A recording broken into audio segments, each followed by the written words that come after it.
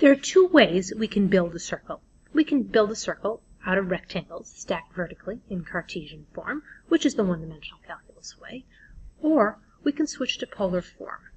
We can go out here, start at the center, and build a radius, and then take that radius and sweep it around, nice 180-degree arc, to make our semicircle. Each one of these little strips grows our radius by a width of dr. It makes something that might have been called a bent rectangle. We are trying to find dA, the area of one of those little bent rectangles there. It starts here with its circumference. That circumference, if it were a circle, would be 2 pi r. If it were a fraction of a circle, it would be theta r.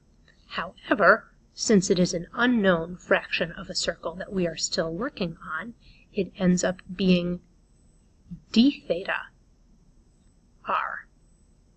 Now grow it by dr and give it breadth as well as length, and we're going to get dA in polar form. R dr d theta, aka r d theta times dr. Don't lose that other r, it's important. Speaking of polar form, we're working in a form where x is r cosine theta and y is r sine theta. Those will become important when we look to find the center of mass. Speaking of center of mass, we have our usual setup. We start with checking out sigma, the area mass density. Sigma is mass per unit area.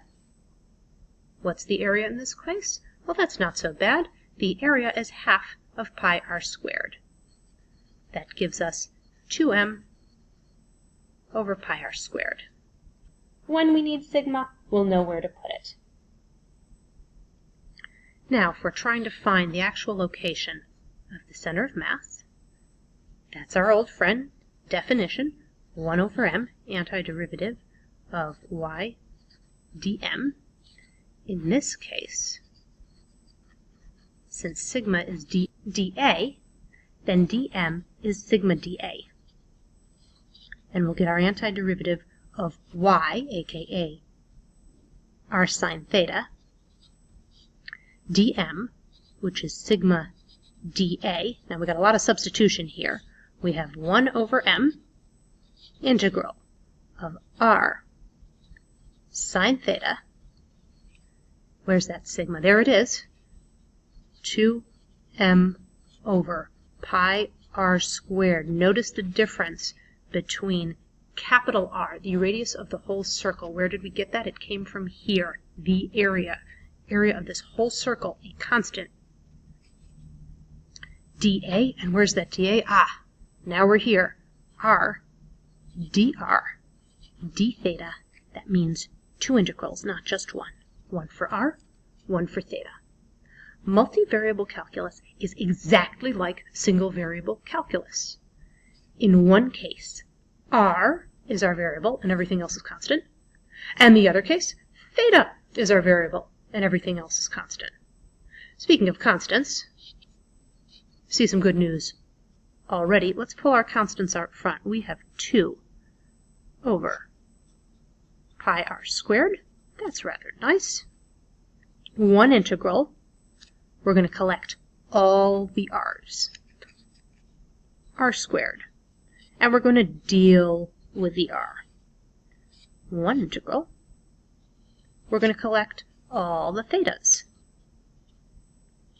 And we're going to deal with the theta.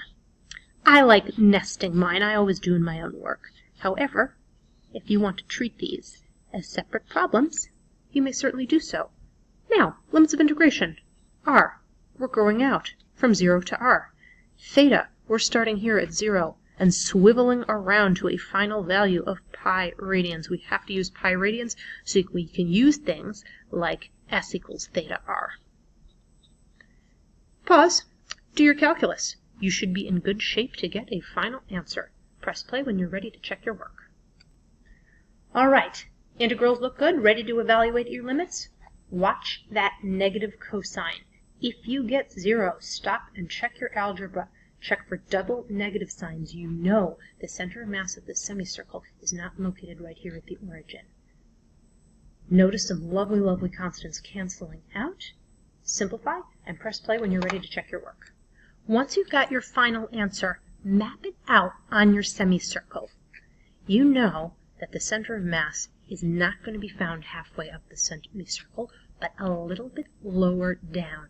Mark it, compare it to the number you got by the discrete method by cutting and pasting with all the little rectangles. If you're getting a center of mass that is just below the halfway point, maybe not in the 50%, but in the 40%, then you know your calculus has come out right. Congratulations! You've done multivariable calculus in polar form.